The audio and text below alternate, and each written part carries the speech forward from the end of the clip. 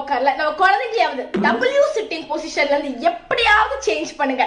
Chocolate வாங்கி தரேன், biscuit வாங்கி தரேன், நிலா கூட்டு வர, பூனை கூட்டு வர, ஏதாவது ஒரு சொல்லியாவது தயவு செய்து அந்த பொசிஷன் மாத்துங்க. ஒரு நாளைக்கு ஒரு 5-10 நிமிஷம் என் புள்ள இப்படி உட்கார்றானா பரவாயில்ல. என் புள்ள உட்கார்ந்தாலே அவன் பட்டெக்ஸ்ல தாங்க போயிட்டு உட்கார்ந்துக்கிறான் அப்படின்னா கண்டிப்பா அதை சேஞ்ச் பண்ணி ஆகணும். கையில இருக்கிற போன்லாம் உள் பக்கமா ரொட்டேட் ஆயிருக்கும், கால இருக்கிற போன் உள் பக்கமா ரொட்டேட் ஆயிருக்கும், தைல இருக்கிற போன் சுத்தி இருக்கிற மசில்ஸ் எல்லாம் டைட் ஆயிருங்க. ஒரு பெரிய பேஸ் ஆஃப் சப்போர்ட்ல விரிச்சு உட்காரதுனால அவங்களோட கோர் மசில்ஸ்க்கு எல்லாம் தேவையான அளவுக்கு ஸ்ட்ரென்த் போகாதுங்க.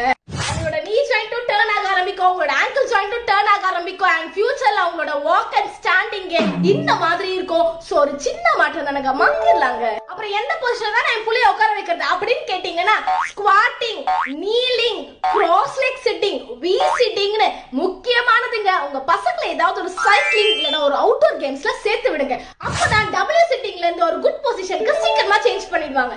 குழந்தை நல்லா தான் நடக்கிறானே அப்படின்னா அவனும் உட்காந்து பழகினா உங்க குழந்தை நல்லா நடக்கிறான்றதுக்காக இன்னொரு குழந்தையும் அதே மாதிரி நடக்கும்னு கண்டிப்பா நம்மளால சொல்ல முடியாது. என்னென்ன பேரண்ட்ஸ்க்கு இதோட சீரியஸ்னஸ் தெரியுமோ கமெண்ட் பாக்ஸ்ல சொல்லுங்க. அப்பதான் அடுத்த பேரண்ட்ஸ்க்கும் இத பத்தி புரியும். And this is completely awareness video for நீங்க இந்த மாதிரி உட்கார குழந்தைகளை பாத்தீங்களா?